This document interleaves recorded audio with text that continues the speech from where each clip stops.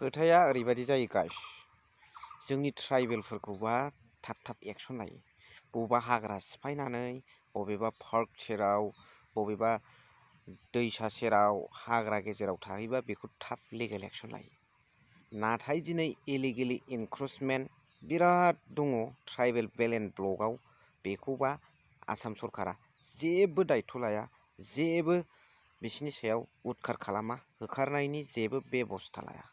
आरो बेजों लोगोसे as well as BTR government प्रमद बर' सार दैदेननाय बिटिआर गभर्नमेन्टआबो जेबो आखायाव लाया।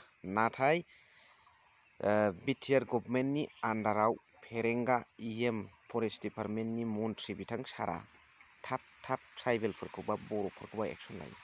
नाथाय इलिगेलि इनक्रोचमेन्ट जानाय जोंनि ट्राइबेल बेलेन्ड ब्लकआव बेफ्राव थाफैनाय जोंनि बिटिआर ओनसोलावनो बेखौबा जेबो बुङा। मा पलिटिक्स बे रायजो राजाफोर, मा पलिटिक्स?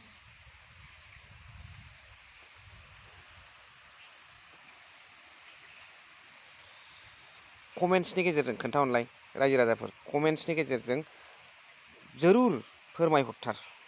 थेंक इउ सै।